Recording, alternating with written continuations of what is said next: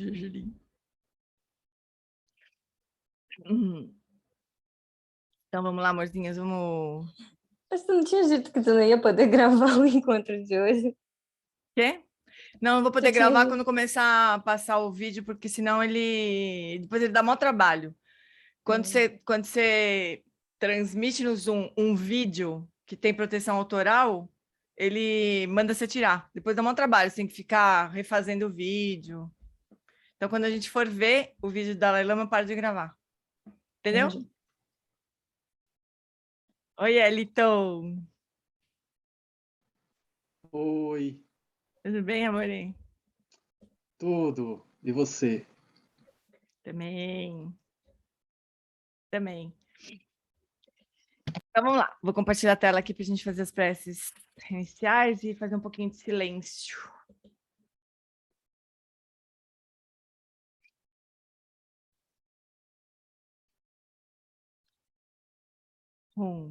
Na fronteira noroeste do país de ordem, no coração de pólen de uma flor de lótus, você obteve o mais excelente e maravilhoso Cid. Renomado como aquele que nasceu do lótus, você está cercado por um vasto séquito de daquines. Enquanto pratica os seguintes seus passos, rogo que se aproxime para conceder suas bênçãos. Ó Guru Pema, conceda-me os Cids.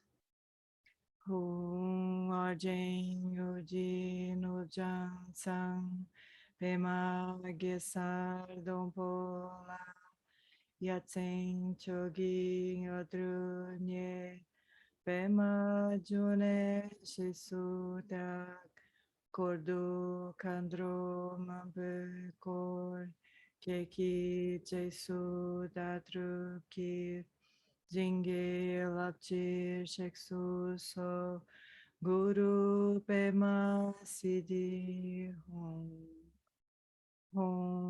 Arjin Yuji Nujang Sang Pema Gesar Dompola Yatsen Chogi Odrunye Pema June Shisutra Kordo Kandro Mampekor Chechi Jesu Dadruchi Jinji Lapchi Sheksu So Guru Pema Siddhi Hum.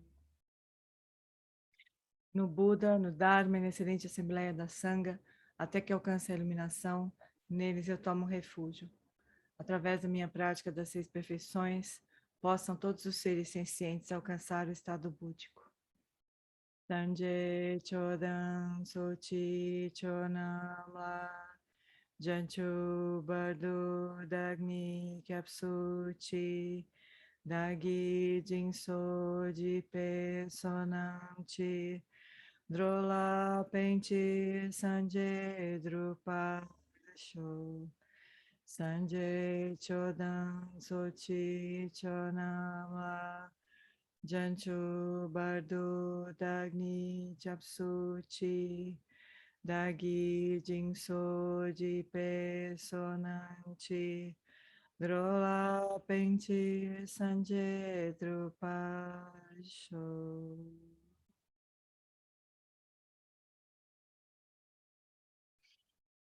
Agora então a gente faz uns minutinhos de silêncio, deixando as preces continuarem permeando a nossa mente, o nosso coração. Então, sentindo a conexão com a linhagem, com o Guru Rinpoche, com os nossos lamas, sentindo a conexão com a Sangha, e com a motivação de cultivar todos os recursos para poder trazer o maior benefício possível para os seres todos. A gente faz uns minutos de silêncio.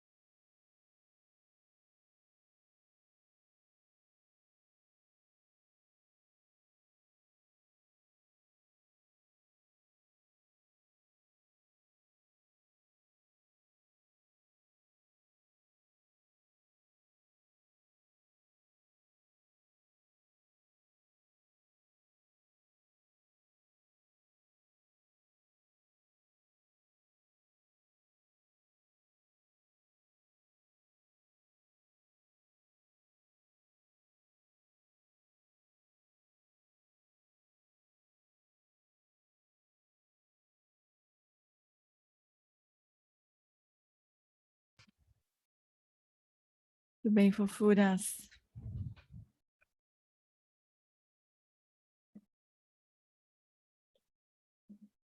Deixa eu renomear a Ieda.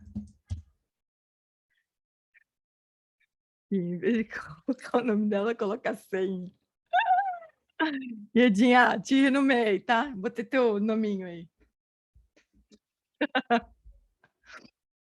Amores, então hoje nós vamos estudar o 8º verso, né? Eútemo. E daí a gente vai assistir, como eu comentei, aquele trecho. É um trecho curto, na verdade, são 13 minutos de um ensinamento. Quer dizer, vocês vão ver que parece no vídeo que o Dalai Lama pula um verso ou 2 versos, sei lá, não me lembro bem. Claro que no ensinamento ele não pulou, né? Mas a pessoa que gravou o vídeo deve ter cortado, sei lá. Depois a gente vê o que aconteceu. Mas a gente vai assistir um trechinho do Dalai Lama explicando os 8 versos no ensinamento que ele deu aqui no Brasil em 2006. Lá no... Como chama mesmo, pessoal? Zulai, no Templo Zulai. Então, vamos lá. Nós vamos passar, então, por todos e chegar no Up, que é o 8º verso. Vamos lá. Eu vou fechar o microfone de todo mundo. Quando vocês quiserem abrir, obviamente vocês abrem. Como é que eu faço isso mesmo? Eu tenho que...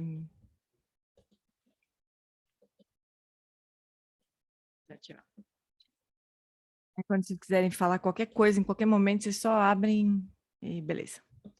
Então, vamos lá. Os 8 versos transformam a mente. Primeiro verso, então, com a determinação de alcançar o bem supremo em benefício de todos os seres sencientes, mais preciosos do que uma joia mágica que realiza desejos, vou aprender a prezá-los, estimá-los no mais alto grau.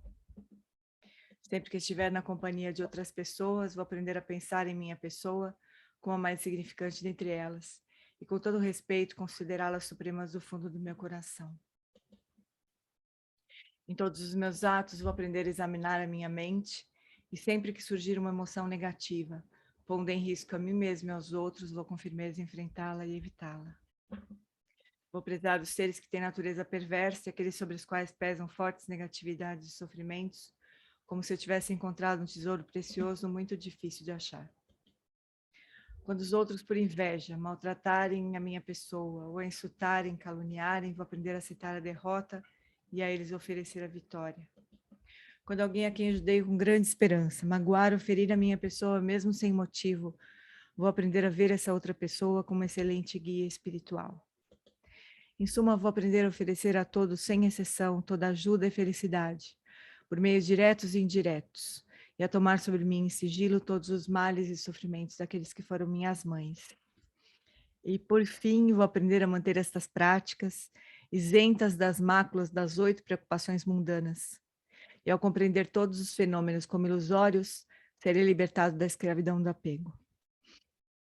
Então, primeiramente, o que eu queria comentar é que quando a gente começa a estudar, se aprofundar em cada verso, quando a gente lê, eles não são mais iguais, né? Parece que eles têm mais, vão ganhando profundidade, né? Eles vão ganhando sentidos diferentes, assim. Conforme a gente começa também a meditar sobre eles, no sentido de se familiarizar com o conteúdo de cada verso na nossa vida, eles também vão ganhando outra profundidade. E eu vou anotar aqui para não me esquecer de mandar para vocês o link dos ensinamentos do Geshe Pende na Tibet House no ano passado, sobre os 8 versos, né, com tradução, tudo. E daí vocês podem também estudar, porque ele também, os 8, ele deu ensinamentos maravilhosos sobre os 8 versos. Acho que foram 3 ou 4 encontros. E também então a gente pode seguir estudando, né? E eu também, tudo que eu me lembrar, que eu for vendo também de ensinamento sobre os 8 versos, eu vou mandando para vocês. Para quem entende inglês, ele neste momento está dando de novo acho que de terças à noite, um verso por dia ele está ensinando também no Drepung Drepung Monastery, né? Que é o monastério dele.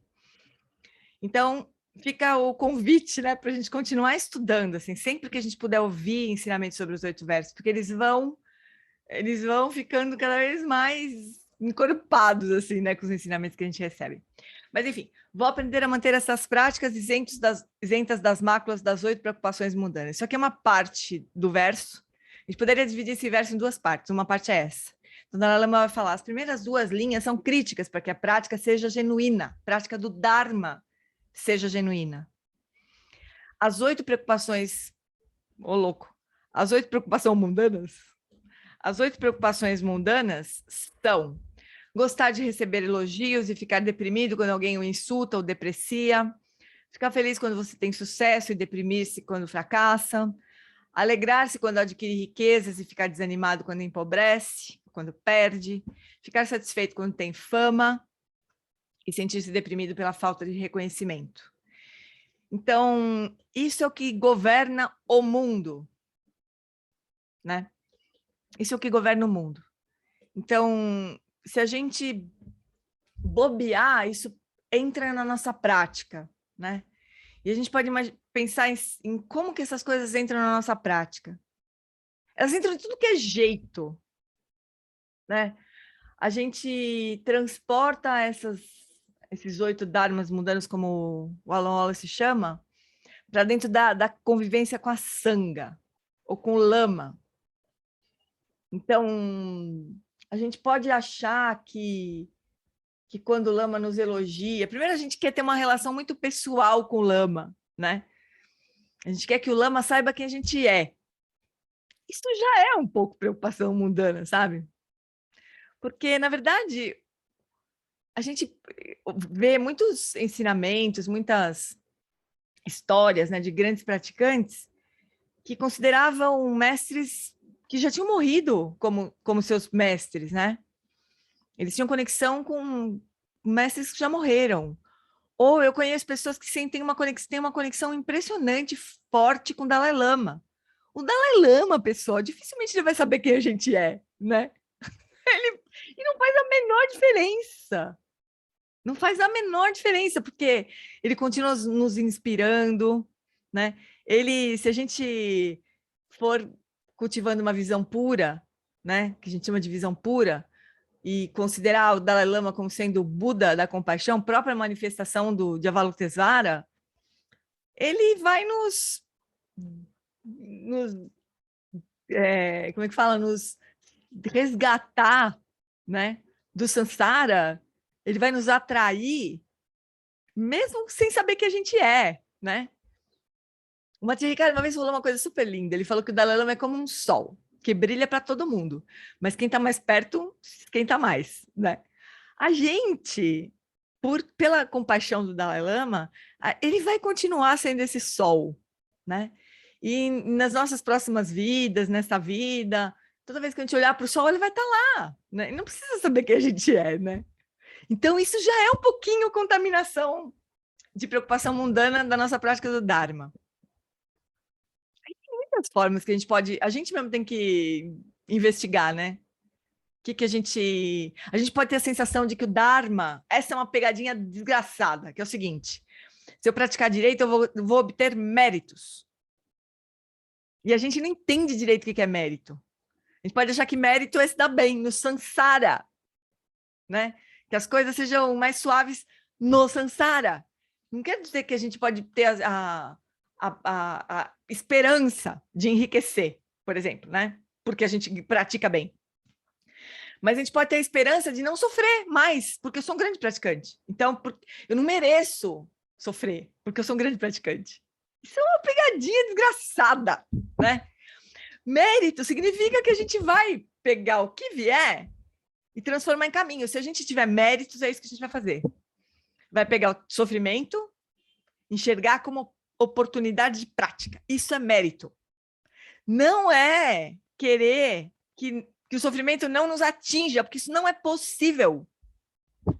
A Ieda escreveu aqui o Dzongsa Rinpoche, diz que essas 8 preocupações mundanas são armadilhas que sempre caem em todas. Pois é, se o Johnson cai em todas elas, imagina nós, né? Não, a gente tem que começar a tatear, porque a gente vai perceber que não tem jeito, assim, até o fim da nossa jornada no caminho da iluminação, a gente vai cair nas 8 preocupações mundanas, né? Mas a gente precisa abrir o olho para elas e como que elas se manifestam na nossa vida, né? Como que a gente fica feliz quando vê a conta do banco mais ou menos equilibrada e quanto que a gente se desespera quando vê a conta do banco furada? Isso é preocupação mundana. A gente vai pensar, pô, mas escuta, eu vou ficar feliz porque minha conta no banco tá quebrada. Ficar feliz não, mas a gente poderia pegar isso e praticar com isso, né? Praticar a imperturbabilidade frente ao vermelho da nossa conta, né?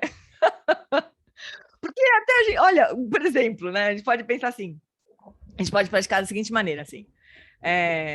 Puxa, como eu, frente à minha conta no vermelho, muitos seres sofrem, né? Por falta de recursos, muitos seres se sentem perturbados, que nós todos possamos cultivar a imperturbabilidade frente à conta no vermelho.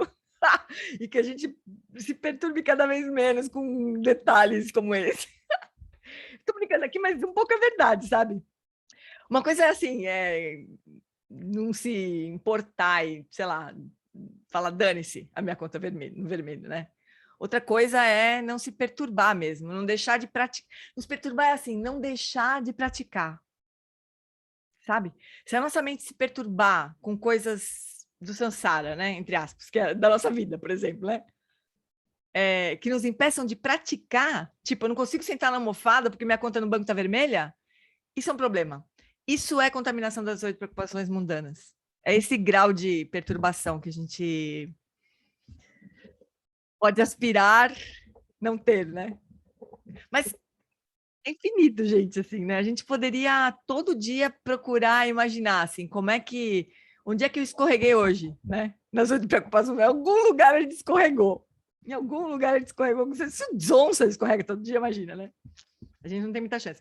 Mas o que seria mais importante, pelo menos, né?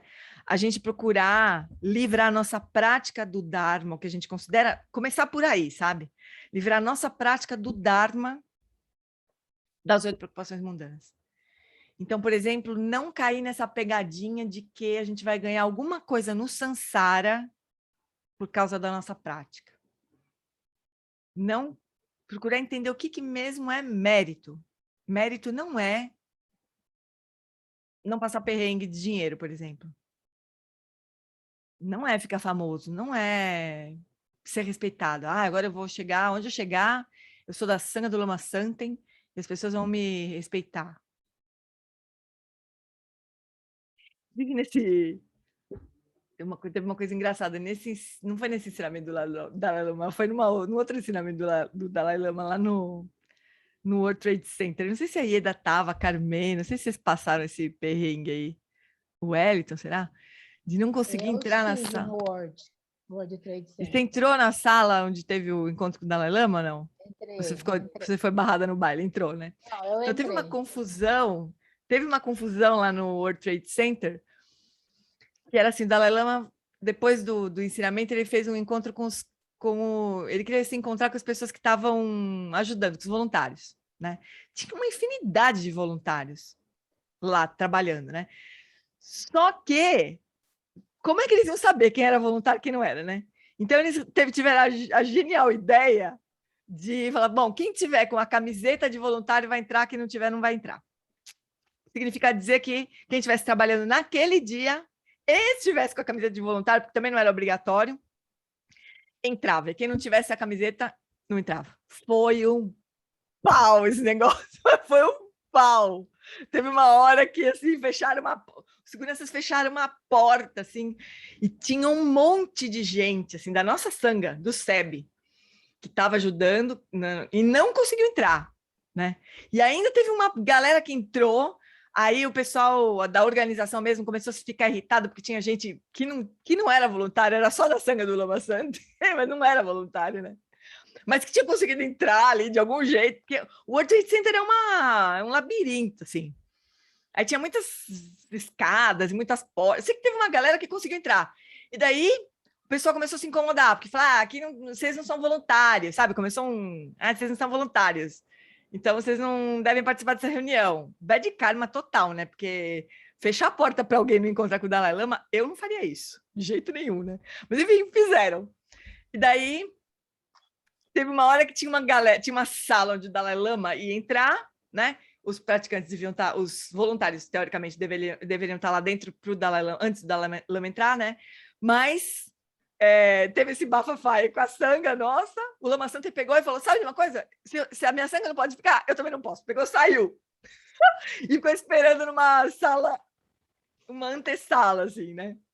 Da sala onde ia ser o encontro. Umas 40 pessoas, sei lá, saiu, todo mundo saiu e saiu. Aí desce o Puntso, que era secretário do Dalai Lama naquela época. Ele não morava no Brasil, não era de Tibet House ainda, né? Ele era secretário do Dalai Lama. Ele desceu a escada, olhou para nós e falou, o que vocês estão fazendo aqui? Falei, não deixaram a gente entrar na sala. Eu logo falei para ele, não deixaram a gente... Não, pode entrar. Botou todo mundo para dentro da sala. E daí o Dalai Lama chegou e foi aquela festa, né? Com uma galera que era voluntária, que não era, não sei o quê.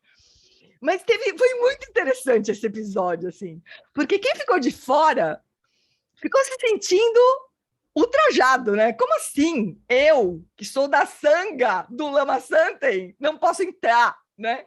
Teve muita coisa interessante, sabe? Foi prática para muita gente, né?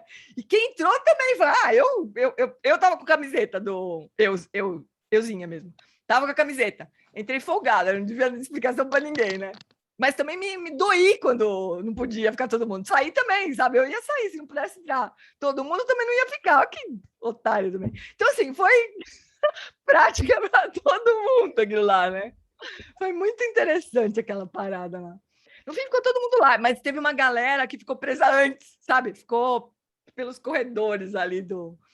Foi muito louco aquele negócio. Porque os seguranças começaram... Tem uma questão de segurança mesmo, né? Porque no meio daquele povo que dizia que era do SEB, podia ter um maluco lá que queria fazer alguma coisa contra o Dalai Lama. Imagina, tem uma questão de segurança mesmo, né? Que a gente teria que ter também entendido, né? Respeitado também. Mas foi gozado. Mas, enfim, tem isso, né? A gente pode esperar ser tratado de uma forma diferente ou, né, ou ser respeitado porque eu sou alguma coisa. De alguém, de algum lama, ou de alguma sanga, ou de algum... Não, óbvio, não estou falando do lama sanga, só do SEB, né? Mas de alguma sanga, ou sei lá, ou praticante budista, sei lá, a gente pode esperar merecer um tratamento diferenciado porque nós somos X, né? Então, melhor que esse X, pelo menos não seja referente ao Dharma, né? É muito profundo esse negócio das 8 preocupações mundanas, muito profundo no sentido de ser muito arraigado mesmo na gente também, né? E muito profundo também. A gente pode se pegar ou achar que a gente é gente boa porque é budista. Putz, isso é horrível, né? Nossa. Ou ter que ser gente boa porque é budista, né? Tem que fazer o tipinho de gente boa porque é budista. Tem muita pegadinha no meio, né? Vale muito a pena a gente refletir sobre isso, né? E ver onde é que a gente cai. Então, o 8º verso é isso. Vou aprender a manter essas práticas, né? Manter a prática da bodhicitta, isentas das máculas das 8 preocupações mundanas. Materialismo espiritual, exatamente.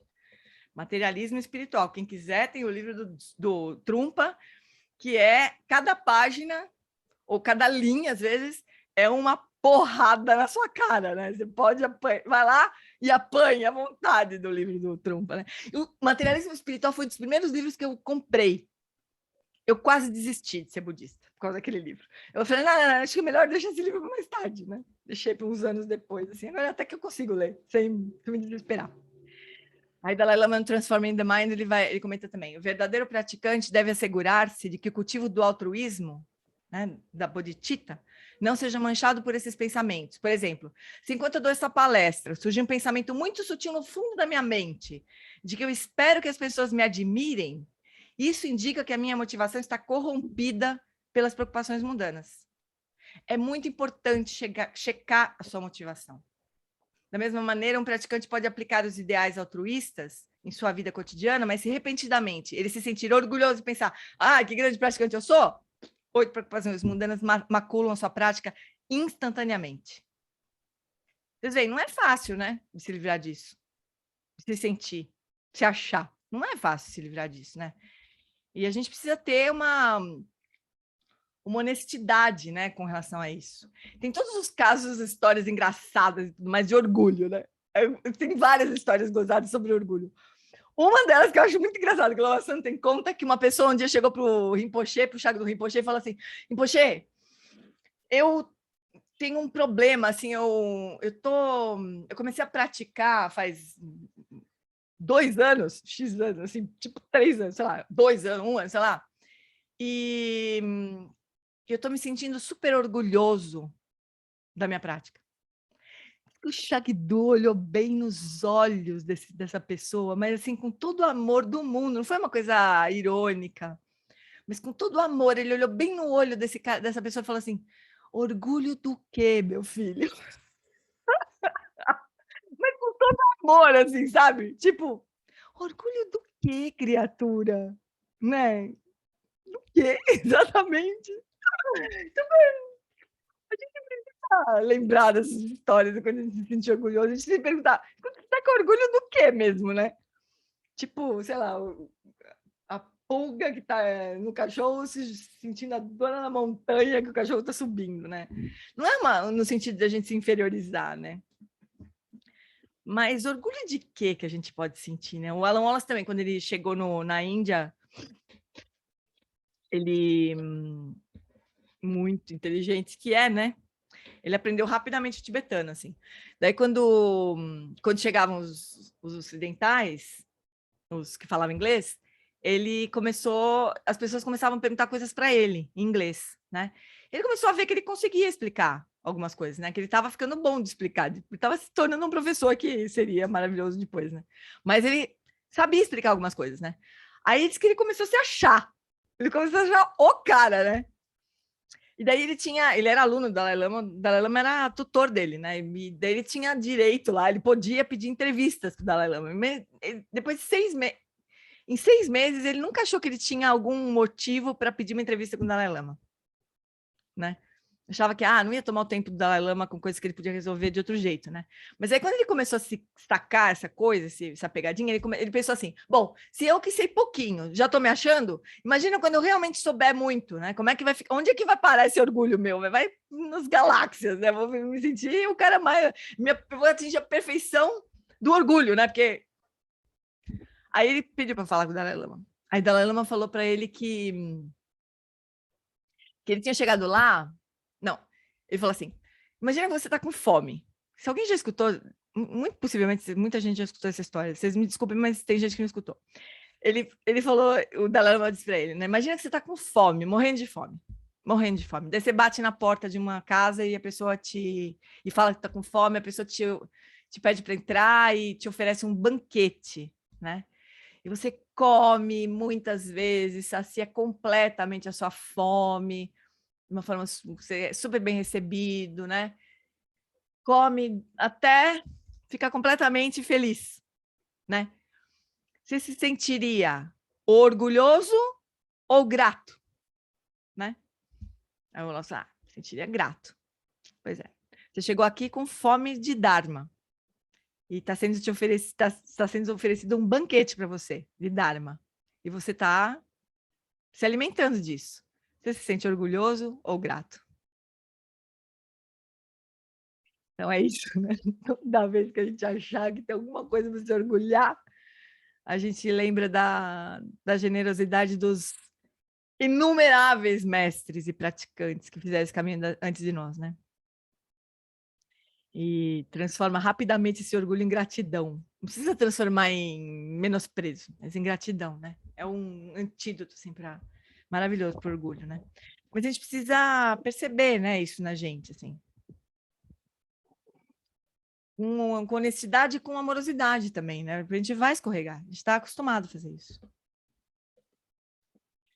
Então, é isso. A gente precisa cuidar disso, né? Das 8 preocupações mundanas. São as 2 primeiras frases. Aí as 2 segundas frases, as 2 últimas frases, E ao compreender todos os fenômenos como ilusórios, ele é libertado da escravidão do apego. Este 8º verso, ele é o único dos 8 que fala sobre sabedoria. Os outros 7, eles falam sobre compaixão. Então, a gente tem essas duas dimensões assim, da bodhicitta, né? A bodhicitta absoluta, que é a realização da natureza da realidade, ou a natureza vazia da realidade, se a gente quiser ser mais específico, e a bodhicitta relativa, né? que trata os 7 primeiros versos. E o 8º verso trata da bodhicitta absoluta. Então, a bodhicitta relativa é o que a gente chama de compaixão, né? Mais comumente, assim, é um método. Então, a bodhicitta relativa é a intenção altruísta de atingir a iluminação para benefício de todos os seres. A gente começou lá no primeiro verso falando isso, né? E a gente cultiva a bodhicitta relativa nos 7 primeiros versos. No 8º, ele fala sobre sabedoria, sobre a bodhicitta absoluta, sobre a realização da natureza da realidade, ao compreender todos os fenômenos como ilusórios. Essa é a natureza da realidade, a natureza ilusória da realidade. Ela não é o que parece ser, né? E, obviamente, amores, a gente não vai resolver esse tema neste encontro por várias razões. A primeira delas é que eu não tenho a menor competência para fazer qualquer comentário inteligente sobre isso, né?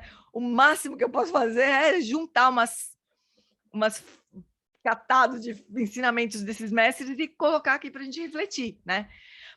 Mas a razão principal é que é assim, não adianta entender. Esse é o tipo da coisa que não adianta entender, a gente precisa realizar, né? Então não é um tema fácil, é um tema para a gente cultivar durante muitas vidas. Mas a gente precisa começar de algum lugar, né? Então, no Transforming the Mind, o Dalai Lama fala dos aspectos do caminho. Tem também... Isso também é tratado no Dzogchen. A gente vê muito isso nos ensinamentos que o Lama Wallace tem dado, né? Então, a gente tem a base, o caminho e a fruição. A base do caminho é essa compreensão da natureza fundamental da realidade, em duas perspectivas, a relativa e a absoluta. Então, agora, nesse momento, a gente precisa entender que existe uma realidade relativa, que é uma realidade. Não é uma mentira relativa, é uma realidade relativa. Portanto, ela tem um poder de parecer real para nós, né? Existe neste mesmo momento também uma realidade absoluta. Nesse momento, para nós. Está disponível para nós, né? Uma realidade que está além da realidade relativa. A realidade relativa, o Lama Wallace explica a realidade relativa como sendo uma realidade que obscurece a realidade absoluta. Então, o Lama Santen também fala isso. A gente não vê porque vê. Quê? Né? A gente não vê porque vê. É como se a gente tivesse ocupado com a realidade relativa, completamente abraçado com a realidade relativa. E por isso a gente não vê a realidade absoluta. Então, antigamente, o Lama Santen explicava antigamente, quando era no SEB São Paulo, me lembro bem, que a gente tem uma janelona no SEB São Paulo, né? Daí tem um vidro. Então, ele explicava que a realidade relativa é como se a gente estivesse vendo o reflexo no vidro, né? Os vidros refletem alguma coisa normalmente, né? Especialmente quando tem luminosidade do lado de cá do vidro, né? Então, o vidro reflete alguma coisa. Mas o vidro é transparente também. Existe uma coisa além do vidro, né? Mas se a gente ficar prestando atenção no reflexo das coisas no vidro, pode ser que a gente não enxergue o que está além do vidro, né? Então, nesse sentido, a realidade relativa é como se fosse o reflexo do vidro. Isso é metáfora, quase... Sempre tem uma limitação as metáforas, né? Mas ajuda a gente a ver. Se a gente ficar prestando atenção só no reflexo do vidro, a gente não vai enxergar o que está além do vidro. É mais ou menos isso. Então, a realidade relativa seria o reflexo do vidro, que impede que a gente veja a realidade absoluta. Mas as duas estão presentes nesse momento e sempre estarão, porque enquanto existirem seres sencientes, né? Porque a gente pode pensar assim, então os Budas, eles só veem a realidade absoluta? Não, eles veem a realidade relativa também. Senão eles não seriam capazes de nos ajudar. Não é? Não é verdade? Se a gente só enxerga a realidade relativa, e se os Budas só enxergassem a absoluta, não tinha conversa, né? Com o que eu vou falar com o Buda? Eu nem consigo ver o Buda. E o que o Buda vai poder fazer comigo? Também nada, porque ele não sabe como é que é. Mas óbvio que não. O Buda tem a sabedoria onisciente, né? Ele entende tanto a relativa quanto a absoluta.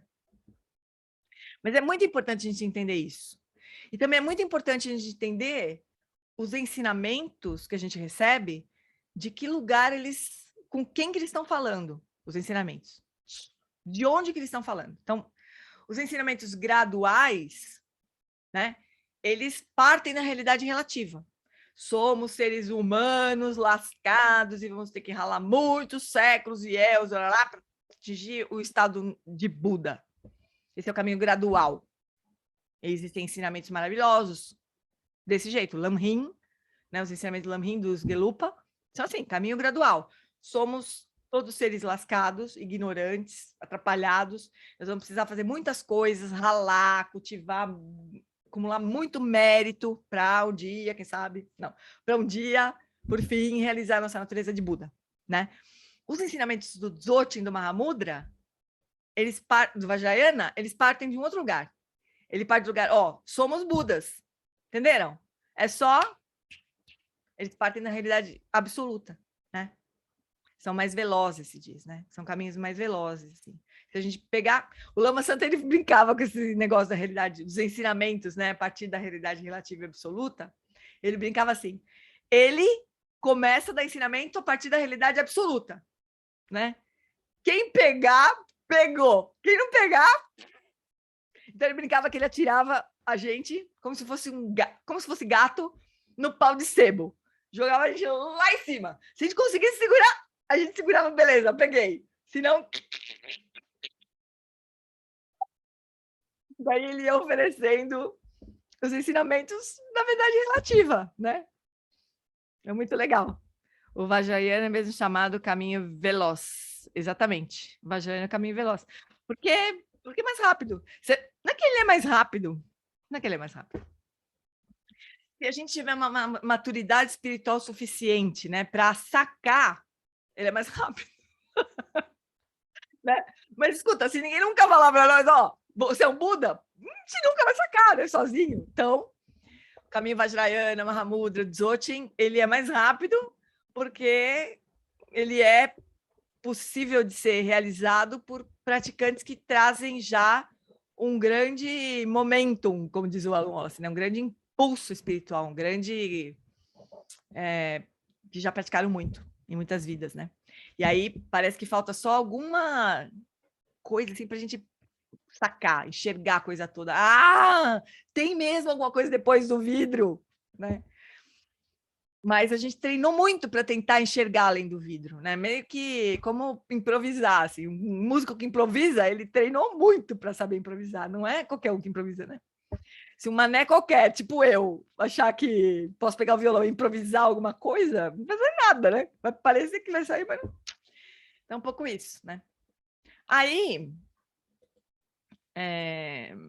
Vajrayana pode a possibilidade de se iluminar em uma só vida? Claro que sim. Claro que sim. Se faltar pouco para a gente nunca sabe o que a gente nunca sabe o que traz na sacola, né? O Lama Wallace não deixa a gente falar, eu não vou me iluminar nessa vida. Ele não deixa, ele dá na cara da gente se a gente falar isso para ele. Ele fala, você agora então está adivinhando o futuro? Ele falou para mim uma vez. Agora você já consegue adivinhar o futuro? Então a gente não sabe o que traz na sacolinha, sabe? A gente traz karmas e traz méritos. E a gente não sabe o que tem na sacola. Se tem mais karma, se tem mais mérito, né?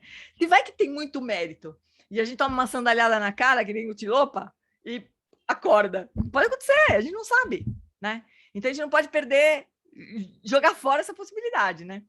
E pode ser que não adiante, que a gente tome sandalhada na cara, em vez de iluminação, fica puto com quem deu a sandalhada e aí pronto, acabou, se enterra mais ainda na confusão, né? A gente não sabe, né?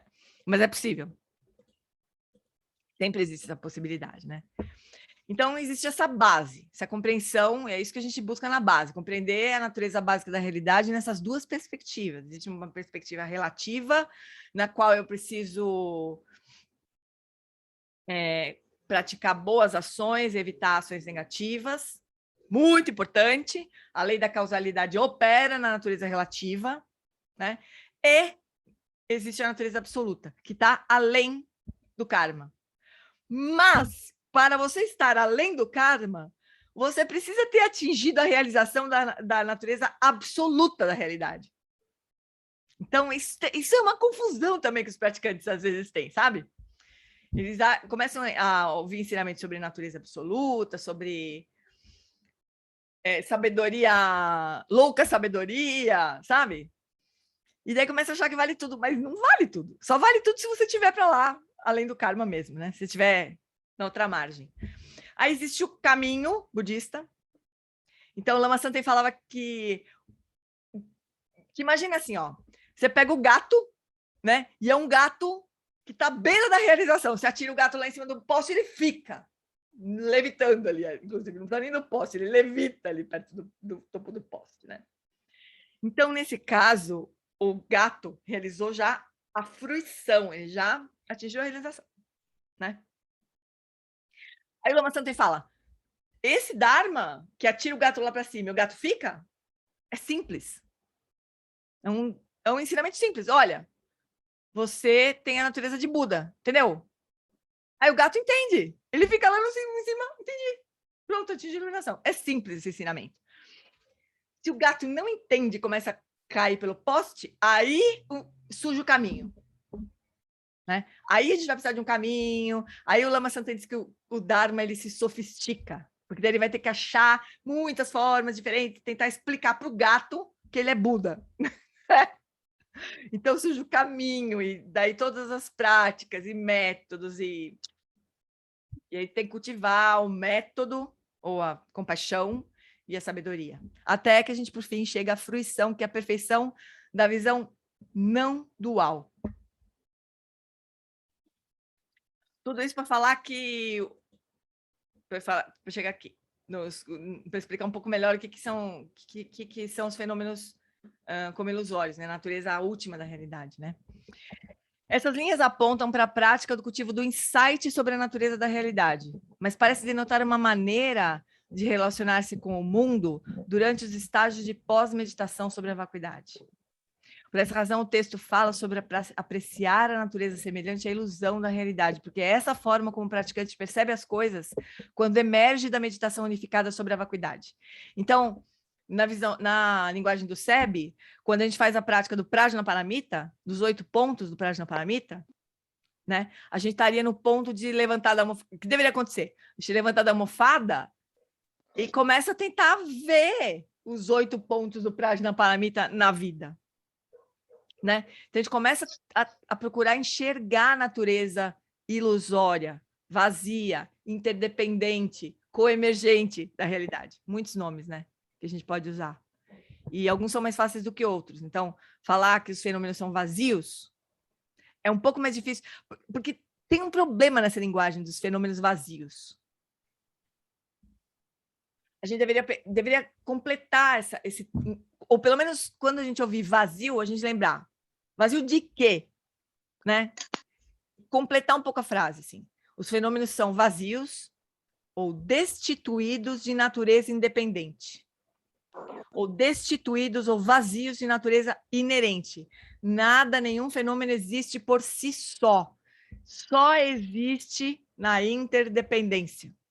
Tudo isso é vacuidade. Esse nome complicado, esse assunto horrivelmente complicado que a gente... É horrivelmente complicado mesmo a realização dele. Mas a gente tem que partir de algum lugar, né? Então, a gente pode começar a traduzir melhor essa palavra vazio para destituído de natureza intrínseca, ou de natureza inerente, de natureza independente. Esta xícara, por exemplo... Imagina quantas coisas precisaram acontecer para essa xícara estar aqui na minha mesa nesse momento. Infinitas coisas, infinitas. Né? Mas a gente chama de xícara e acha que a xícara sempre existiu, que a gente só olhou para ela e falou xícara, né? Quer dizer, precisou de quantas milhares de pessoas para... Eu nem sei o que ela é. Ela é de cerâmica, né? Eu nem consigo imaginar o caminho que surgiu, que percorreu isso, mas imagina, os pais das pessoas que fabricaram essa xícara precisaram se conhecer, precisaram ter decidido ter filho, precisaram ter surgido desse filho, sobrevivido à primeira infância, né? E trabalhar numa loja de xícara, uma fábrica de xícara para produzir essa xícara. Aí o Ivan, que é o meu amigo querido, comprou essa xícara, não sei bem onde, acho que na Europa, não sei, algum lugar da Europa, lembrou de mim, falou, vou levar esse presentinho para minha amiga querida. Trouxe essa xícara para mim, tá aqui na minha mesa. E não quebrou ainda, quer dizer, muitas coisas precisam acontecer para essa xícara estar aqui, né? Então, o que eu posso dizer? Que essa xícara é vazia de natureza independente. Ela não brotou aqui do nada. Muitas coisas precisaram acontecer para ela estar aqui nesse momento, né? Então, a gente precisa ir treinando essas visões e essas compreensões, né? Essa garrafa rosa que a minha irmã me deu. Todos os objetos, se a gente for olhar, tem uma grande história por trás deles, né?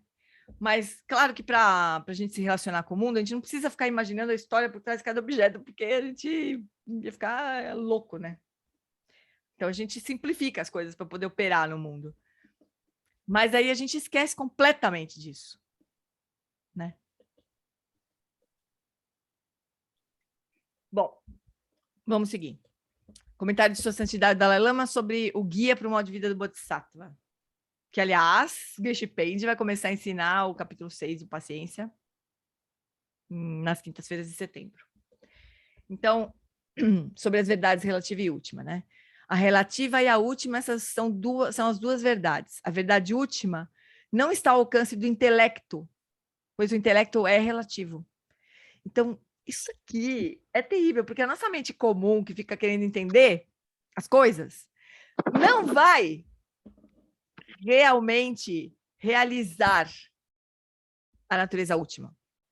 A verdade absoluta é algo que precisamos experienciar com uma mente livre de conceitos e na qual não haja conceitos dualistas.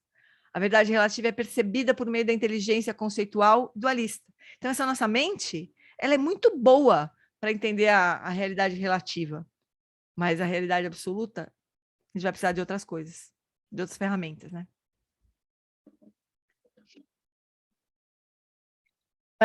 Para que precisamos realizar a vacuidade? Por que a gente precisa realizar essa natureza última?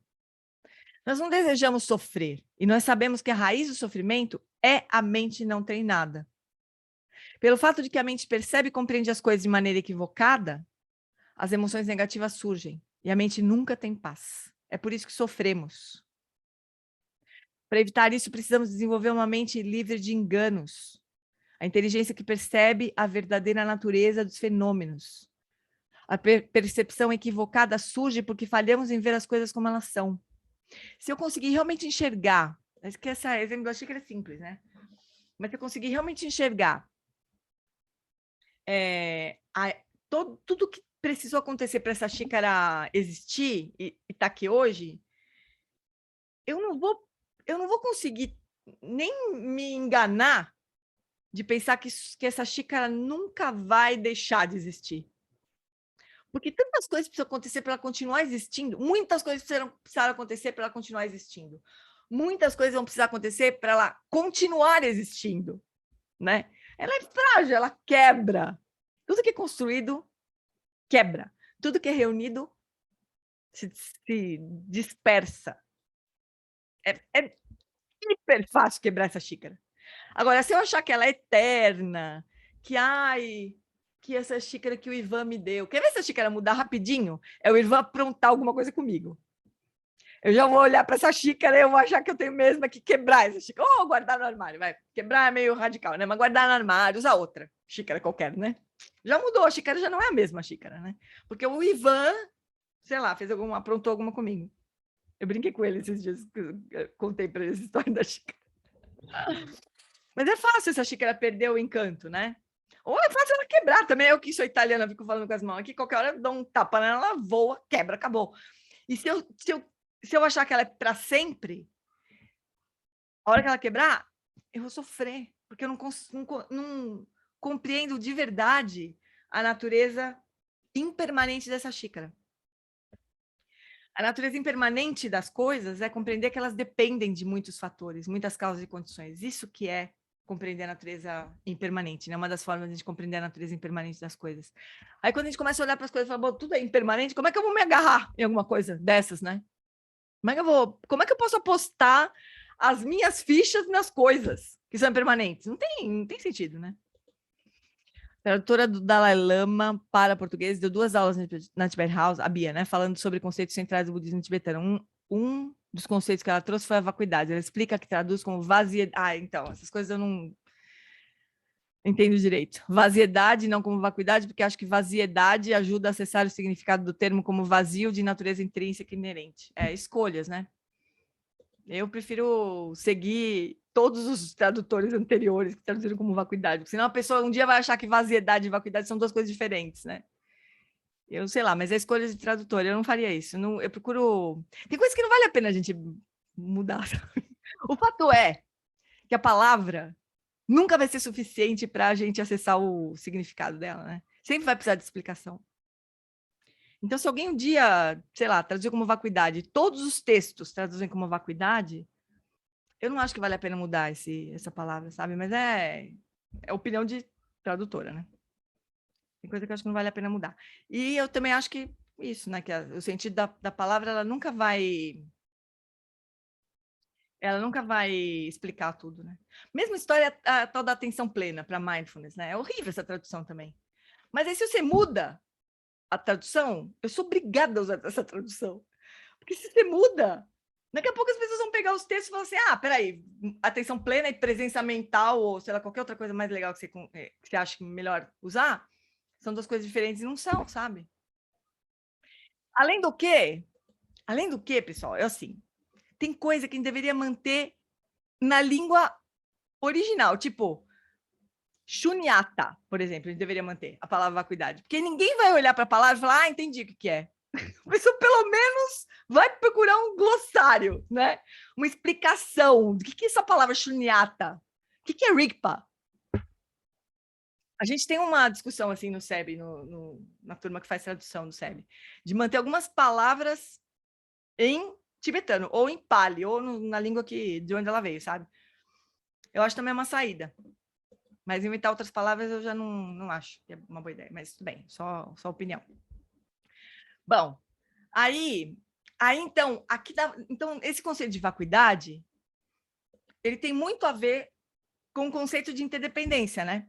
Porque a gente entende que, já que isso aqui não tem uma natureza independente, né? De tudo que foi necessário para essa xícara existir e de tudo que é necessário para essa xícara continuar existindo, né? Então, eu estou dizendo que essa natureza, que essa xícara, ela existe em interdependência. Então, esse conceito de interdependência tem muita relação com o conceito de vacuidade, né? De originação dependente. Então, tem umas frases aqui uns textos aqui do Karmapa, desse livro, The Heart is Noble. A noção de eu... Por quê? Peraí, no meio do que nesse verso está escrito lá, como todos os fenômenos que a gente vai ter que reconhecer a natureza ilusória, está o fenômeno chamado eu, o mais engraçadamente difícil de reconhecer como vazio. Como assim? Eu sou vazio? Quer dizer que eu não existo? Né? Pode dar um desespero na gente, né? E lógico que não é isso que quer dizer. Mas o que quer dizer? A vacuidade do eu, né? A gente tá só pincelando, né, pessoal? Vocês nem se atrevam a fazer pergunta difícil para mim, porque a gente só tá passando por cima das coisas aqui, só para a gente refletir um pouquinho, né? Então, Karmapa fala assim, a noção de eu, que as identidades fabricadas dão a você, é lindo de morrer isso aqui, que as identidades fabricadas dão a você, identidades fabricadas por quê? Qualquer identidade que a gente assuma é fabricada, né? Tem nenhuma natureza que veio, não tem nenhuma identidade que seja de fato existente. Todas elas são construídas, assim, né?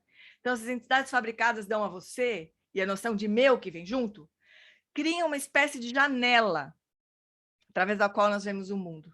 Você se senta do lado de dentro e olha para fora por essa moldura de eu e meu. e toma tudo que vê através dessa janela como se fosse pessoal. É lindo isso aqui de ver, né?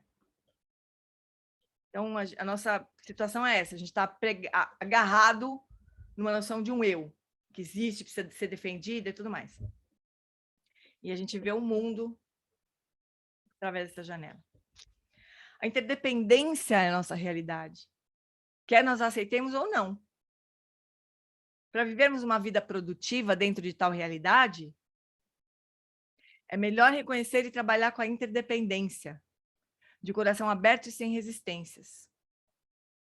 É aí que entra o amor e a compaixão. É o amor que nos leva a abraçar a nossa conexão com os outros. A gente não existe de forma independente. A gente não estaria aqui, todos reunidos aqui, se não existisse uma relação de interdependência entre a gente. Não é? A gente já falou disso. Se o nego que inventou o Zoom não tivesse inventado o Zoom, né? A gente não estaria aqui, simples assim, né? Então, é o amor que nos leva a abraçar a nossa conexão com os outros e participar com prazer das relações criadas pela interdependência. O amor pode derreter as nossas defesas e esse senso doloroso de separação. O calor da amizade e do amor fazem com que seja mais fácil aceitarmos que a nossa felicidade está intimamente ligada à felicidade dos outros. Quanto mais amplamente nós formos capazes de amar os outros, mais felizes e plenos de contentamento nos sentiremos dentro das relações de interdependência que são uma parte natural de nós. Ou seja, a música popular brasileira estava certa. É impossível ser feliz sozinho. O Jobim estava certo. Muito lindo de ver. Semelhante ao que Lama Santa falou da janela do SEB. É, exatamente. Janelas. Outra professora muito interessante que explora esse tema da vacuidade, para quem quiser, no Poder de uma Pergunta Aberta, maravilhoso também. Ela tem esse trecho aqui. Essa palavra vacuidade assusta as pessoas. Tudo é vazio? Significa o quê? Nós pensamos que é algo vital, que a nossa força vital vai ser arrancada de nós. Nós pensamos em copo vazio, palavra vazia, carteira vazia, ninho vazio, sentimento de vazio no peito, um vácuo, privação, solidão, tristeza, melancolia, o nada. Mas, olha que bonitinho o jeito que ela explica. Imagine-se em Nova York, num horário de rush, precisando desesperadamente de um táxi. Quando você avista um táxi vazio, isso significa a possibilidade para você entrar nele, né? Ele está vazio. Nós não poderíamos escrever um livro sem um papel em branco e sem espaço na agenda, não poderíamos fazer nada. Viva a vacuidade! Vacuidade significa possibilidade. A vacuidade nos dá mais espaço, na verdade, um espaço sem limites, para que as coisas surjam. Mas ela não apenas dá espaço para as coisas, ela descreve a própria natureza das coisas. Quando realizamos a natureza da vacuidade, significa que compreendemos a natureza ilimitada das coisas. Vacuidade é só uma outra forma de dizer que podemos conhecer as coisas sem objetificá-las, sem congelar, sem transformar aquilo numa coisa única, objeto. Paradoxalmente, nós não podemos nem falar sobre ter uma experiência plena sem a vacuidade. Pense sobre isso. É demais esse trecho, né? Aliás, o livro é demais, pessoal. O pessoal do lugar acho que estudou já o Poder de uma Pergunta Aberta, e se vocês não participaram desse estudo, esse livro é muito lindo. Tudo bem por enquanto? É bonito de ver essa vacuidade como possibilidades, né? Porque é a história da luminosidade, ela é vazia, portanto, as coisas podem se manifestar de infinitas formas, né? Fala, Dani. Boa. Eu acho que eu lembrei da própria vacuidade dos 8 versos, né? Porque você estava comentando no início, né? A gente, à medida que a gente estuda, eles ganham outro significado, né? São os mesmos versos, né? Só que eles vão ficando ricos, né? Vão ficando ricos. Daí, imagina, para eles ficarem ricos, para eles se transformarem, eles precisaram de tantas coisas, né? Precisaram de a gente, sei lá, o Dalai Lama vir para o Brasil, ensinar isso para gente. E daí o SEB existiu. Não dá nem para imaginar quantas coisas são necessárias, né? Para a gente estudar um ensinamento qualquer, né? Imagina, precisou o Dalai Lama receber todos os ensinamentos que ele recebeu, fugir do Tibete, precisou da China invadir o Tibete. Não sei se isso é exatamente assim, mas vamos combinar que facilitou. A China invadiu o Tibete, os tibetanos terem que fugir de lá, né? Talvez se eles não tivessem tido que fugir do Tibete, eles estivessem ali fechados ainda nos monastérios, ensinando só para quem tem o bom karma de visitar um monastério desse, como era antes da invasão da China. Não dá para afirmar isso, a gente não sabe o que teria acontecido, né? Se o Dharma teria se propagado igual, assim. Mas o fato é que existe uma profecia lá. Tem um filme, um DVD que chama Quando os Pássaros... Iron Fly... Como é que é? The Iron Birds Fly. Quando os pássaros de aço voarem. É o nome do DVD.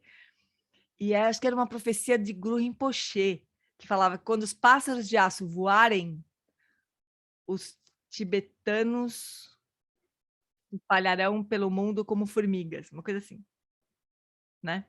Os pássaros de aço voarem, os pássaros de ferro voarem, de aço voarem, são os aviões, né? Então, no tempo em que existiam os aviões, o Tibete vai ser invadido e os tibetanos vão ser espalhados pelo mundo como formiga. Olha só, profecia do Guru Rinpoche, eu acho. O Daniel tá fazendo assim, é verdade, né, Dani? Tá certo? Ah, eu já ouvi falar, velho. É bonito. Eu E já esse vi When essa frase, The exatamente. Iron Bird Flies é um documentário super lindo. Quem quiser comprar ou alugar, acho, na internet. Então, é verdade, é isso aí. Então, se a gente conseguisse, né, viver com essa leveza de enxergar as coisas como vazias, portanto, como infinitas possibilidades, dá um trabalho, né? Porque a gente prefere dar uma congelada nas coisas para poder ir caminhando, né? Mas a gente pode perder muito com isso. Bom, o propósito da meditação sobre a natureza última da realidade é garantir que nós não sejamos enganados pelas aparências, né? A gente fixa alguma coisa como sendo aquilo e aí tá errado, não é? Porque não é. Nada que a gente fixar é, né? E que nós apreciemos a diferença entre como as coisas parecem ser e como as coisas realmente são. O budismo explica que as aparências são frequentemente delusórias, quer dizer, as coisas surgem de alguma maneira e aí parece ser só aquilo, né? Parece ser intrinsecamente aquilo. E isso é uma delusão. Qual que é a diferença entre delusão e ilusão? Uma vez me perguntaram. E eu fui procurar saber também. E daí o que descobri foi o seguinte. Ilusão, quando a gente olha e fala, tem razão, não era uma garrafa. Tipo assim, tá escuro, aí eu olho para essa garrafa e falo, aquela garrafa é cor de vinho no escuro, né? Aí eu acendo a luz, olho para a garrafa, não é isso, cor de vinho, é cor de rosa. Então era uma ilusão que a garrafa era cor de vinho. Agora, a delusão é assim, no escuro, aquela garrafa é cor de vinho. Aí acende a luz, eu continuo olhando para a garrafa, continuo falando, essa garrafa é cor de vinho, né? Então a delusão, ela é persistente, assim. E é esse o caso. A gente continua se enganando. Os lamas todos eles falam para a gente, a vida é um sonho.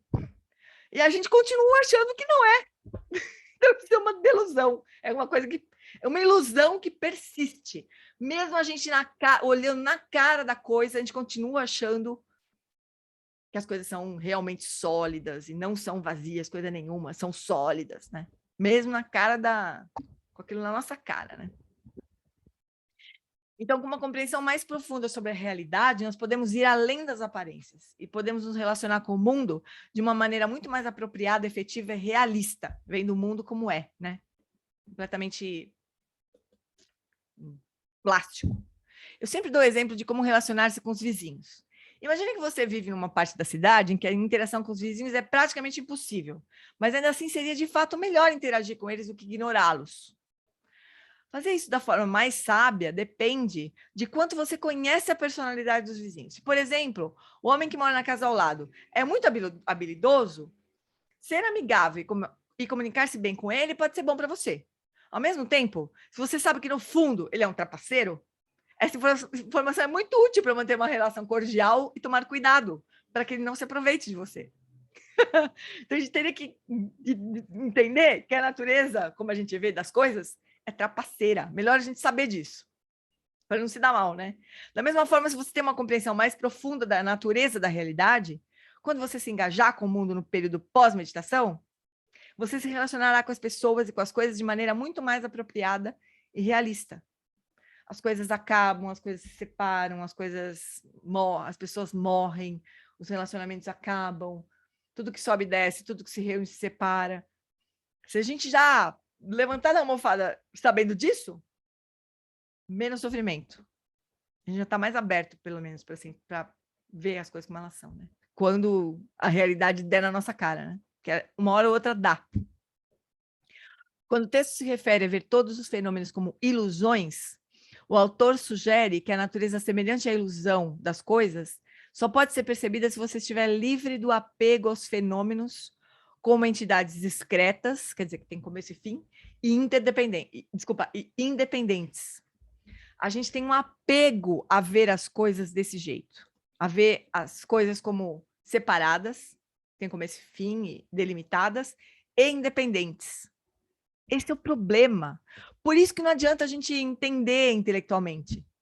Porque a gente tem esse probleminha de fábrica aqui, essa ignorância, vulga avidia, né? A gente não entende a natureza. E a gente, além de avidia, a gente tem um apego a ver as coisas de um outro jeito. É uma ignorância ativa. Uma vez que tenha conseguido se livrar desse apego, a percepção da natureza semelhante à ilusão dos fenômenos surgirá automaticamente. Parece tão simples o Dalai Lama falando. É só você deixar de se fixar essa visão de que as coisas são sólidas e concretas e independentes. Só isso. Mas a gente vem há muitas, infinitas vidas enxergando as coisas desse jeito, né? Quando as coisas surgirem à sua frente, embora elas pareçam ser independentes e ter existência objetiva, você saberá, como resultado da sua meditação, que não é esse o caso. Meditação que ele está se referindo aqui é meditação sobre a vacuidade das coisas, né? Pode, por exemplo, ser a meditação dos 8 pontos do Prajnaparamita. Você terá consciência de que as coisas não são substanciais e sólidas, como parecem ser. Portanto, o termo ilusão aponta para a disparidade entre a percepção que você tem das coisas e como elas realmente são. Deixa eu ver aqui. Então, vamos ver de novo o 8º verso. Olha como ele é loucamente denso, esse 8º verso, né? Vou aprender a manter essas práticas isentas das máculas das 8 preocupações mundanas, o que já é uma tarefa hercúlea, digamos, né? E, ao compreender todos os fenômenos como ilusórios, se eu fosse o Alan Wallace, talvez escrever esse verso aqui, ele diria delusórios, né? E ao compreender todos os fenômenos como ilusórios, serei libertado da escravidão do apego. Mas, de novo, né? Este verso aqui ele foi traduzido pelo Manuel Vidal, que era o tradutor do Dalai Lama, que inclusive traduz esse trecho que a gente vai assistir dos ensinamentos do Dalai Lama. E esse verso está distribuído pelo Brasil inteiro desse jeito, sabe? A gente poderia mudar, a gente poderia falar todos os fenômenos como enganosos, talvez, ou como delusórios, mas, né? Ele está, vamos dizer assim, essa tradução está consagrada, vamos dizer. Então, se a gente compreender que as coisas são vazias de natureza independente, a gente não vai se apegar àquilo, porque seria como tentar segurar gelo na mão, né? Aí eu quero guardar esse gelo para sempre. Vou guardar essa pedra de gelo. Né? Seria mais ou menos isso, a gente tentar se apegar a qualquer coisa na nossa vida, né? Porque vai derreter, não tem jeito. Não tem jeito.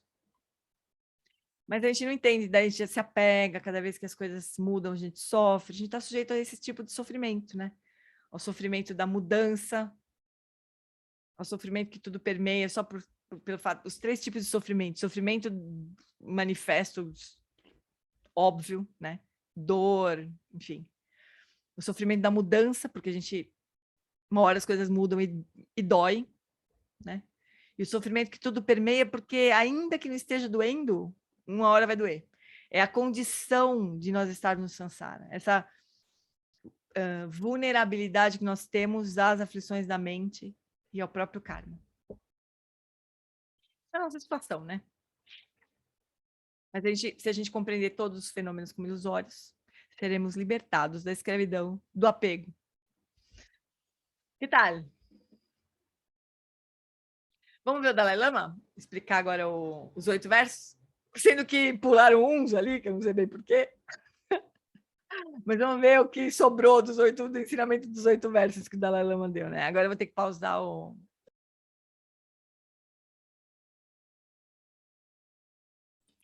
Esse é o trecho que ele fala dos 8 versos. Depois seguiu um tempinho de meditação em silêncio, assim, foi uns 5 minutinhos de meditação em silêncio. Alguém daqui estava lá no Zulai, quando o Dalai Lama deu esse ensinamento? Eu estava. Carme, o que mais? Mais alguém? Onde você tá? Carme, você estava junto comigo? Não, me lembro. acho que não lembro, Gê. Também. Tava uma confusão, né? Mas eu quem conhece o lá Zulai... no fundão, assim, né? Eu também, eu Assim, tava... Tipo, o palco quando tava ali, entrava, assim, ficava eu tava aqui, assim. para a direita, isso, no Eu fundão à direita. tava no fundão à esquerda. Tava muita confusão. Porque eles construíram... Essas arquibancadas não existem, né? Nos templos Zulai. É um pátio, assim, bem grande, livre, assim. Eles construíram essa arquibancada, construíram uma cobertura lá, um negócio que deu tudo certo. Não choveu, né? Deu tudo certo. Também podia ter chovido, ter sido uma desgraça completa, né? Você fazer um evento ao ar livre, não é tem que ter muita coragem, né? Mas deu tudo certo. Como era Deu para certo dar, né? até o lanchinho, lembra que a gente Tudo teve deu lá certo. um lanche, deu tudo certo. É mesmo. É mesmo. É isso, amores. Acho que era uma boa forma de encerrar este nosso estudo dos 8 versos, né? Agora, o que eu vou fazer, então, é mandar para vocês o link do Geshpend, explicando maravilhosamente os 8 versos também, para a gente continuar se aprofundando nesse estudo, né? E o mais legal é a gente realmente recitar eles todo dia, memorizar e guardar no coração, né? Para a gente poder... pra gente poder trazer eles para a nossa vida, né? Não tem outro sentido para a gente estudar se não for para isso, né? Isso é possível a gente fazer. E para quem não pode entrar em retiro nesse momento, né? E praticar putz, eu vou reformular minha frase. Para todo mundo, o treinamento da mente é fundamental, mesmo para as pessoas que entram em retiro, sabe? Porque se a gente não fizer essa lição de casa, a gente vai... No retiro vai ser a mesma coisa que não deixa a gente praticar agora, não deixa no retiro, sabe? Então, estudar e praticar esses ensinamentos sobre treinamento da mente são super necessários para todo mundo. Isso é praticar o Dharma, sabe? Praticar o Dharma de verdade é trazer esses ensinamentos sobre treinamento da mente cada vez mais para o nosso dia a dia, em todos os momentos, assim. Então, eu do fundo do meu coração, tento fazer isso, sabe? E eu sou parceira, assim, para discutir qualquer assunto sobre isso, assim, porque acho que é isso que é praticar o Dharma, né? Não é só fazer puja ou, sei lá, assistir retiro, fazer retiro. Praticar o Dharma é incorporar isso na nossa vida, né? Esses ensinamentos. Pelo menos o ensinamento que eu recebo do Lama Long Wallace é esse, né? Certo, fofuras? Então, vamos fazer dedicação de méritos, dos muitos méritos que nós acumulamos até agora? Então, vamos, cadê o... Nossa, tem coisa aberta de coisa que eu fiz de manhã. Mas essa Dana que é bom... Tá aberta. Peraí, só um minuto.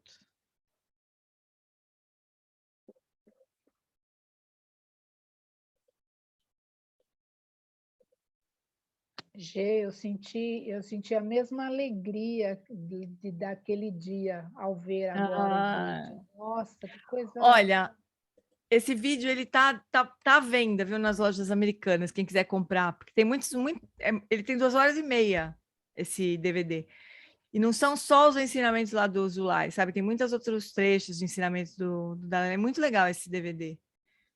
Então, quem se animar, eu Qual que chequei é o hoje. nome? Qual que é o nome? É esse aqui, ó. Os ensinamentos no Brasil, ó.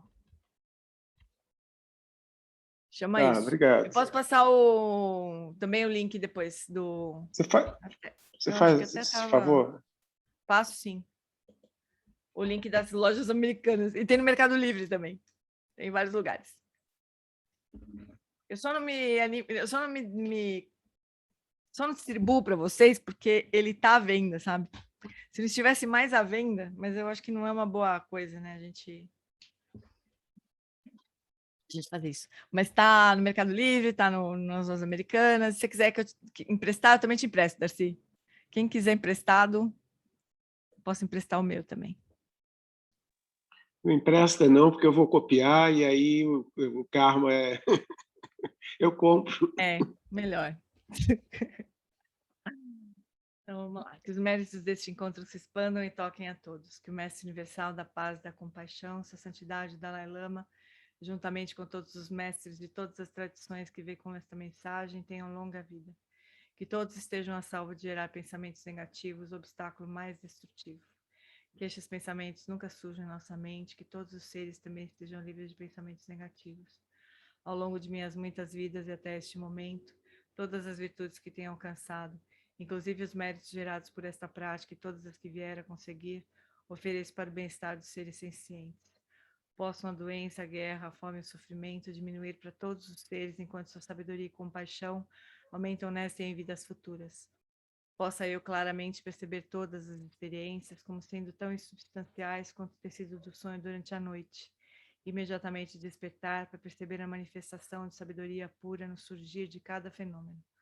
Possa eu rapidamente alcançar a iluminação para trabalhar sem cessar pela liberação de todos os seres. Budas e Bodhisattvas em conjunto. Seja qual for a sua motivação, sua ação benéfica e preces auspiciosas, seja qual for a sua onisciência, realizações e poderes benévolos, e seja qual for a sua imensa sabedoria, eu que igualmente venho para beneficiar os seres, rogo para que possa alcançar as mesmas qualidades.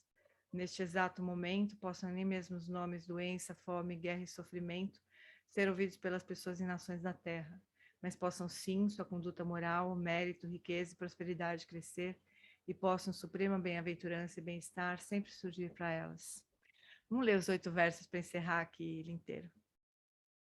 Com a determinação de alcançar o bem supremo e benefício de todos os seres sencientes, mais preciosos do que uma joia mágica que realiza desejos, vou aprender a prezá-los e estimá-los no mais alto grau.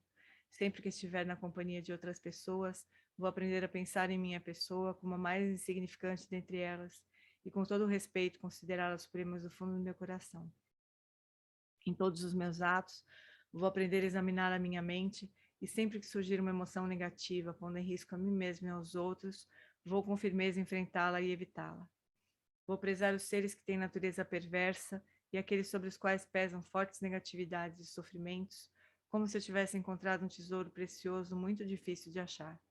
Quando os outros por inveja maltratarem ou ferirem quando os outros por inveja maltratarem a minha pessoa ou a insultarem e caluniarem, vou aprender a aceitar a derrota e a eles oferecer a vitória. Quando alguém a quem ajudei com grande esperança magoar ou ferir a minha pessoa, mesmo sem motivo, vou aprender a ver essa outra pessoa como um excelente guia espiritual.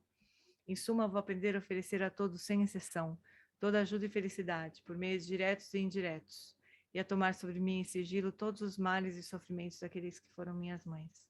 Vou aprender a manter essas práticas isentas das máculas das 8 preocupações mundanas, e ao compreender todos os fenômenos como ilusórios, serei libertado da escravidão do apego. Olha, tá vendo? Na nossa sadhana tem exatamente essa referência desse ensinamento que a gente acabou de ver aqui. Foi dado no dia 27 de abril de 2006, no Templo Zulai. Dá uma emoção, né? No reino cercado por anéis e montanhas nevadas, você é sem exceção a fonte de todo benefício e felicidade. Poderoso Avalokitesvara, Senhor da compaixão, tens em Gyatso, que seus pés de lótus permaneçam firmes por centenas de éons. Garirawe Kore Jinka Supanda Dewa Malu Jun Ene Cherezi Wantenzin Jatsoe Jape Kauje Bardu Tenjurchi Garirawe Kore Jinka Supanda Dewa Malu Jun Ene Cherezi Wantenzin Jatsoe Jape Kauje Bardu Tenjurchi. Você recebeu sua herança, as bênçãos da intenção iluminada da linhagem suprema. Você cuida de mim e de outros amorosamente nesses tempos de degenerescência.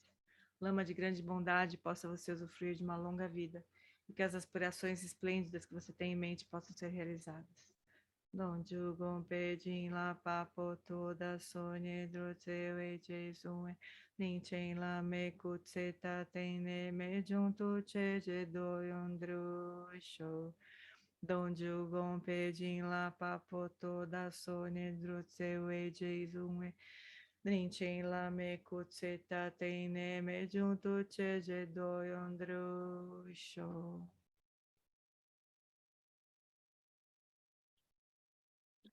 Que os ensinamentos do Senhor Buda, a única fonte de felicidade e benefício, possam continuar neste mundo por muito tempo. Que as vidas dos que sustentam os ensinamentos do Buda possam ser tão estáveis quanto o estandarte da vitória. Pendentium ene tipo tempa yurin nepa dantem padzi peche bunan kutse jo sentenjurshi. Que a grande de tradição da Bhajantirakshita, do mestre Padmasambhava e do rei Trisson Deutsen, possa florescer e permear os três reinos. Que a presença das três joias nunca se separe do fluxo mental dos seres, assegurando assim um sublime bem-estar através dos três tempos. Ken locho sun rin luche zan lin sa sun cha pa pedro jucho suna wada midra do sun gelesto.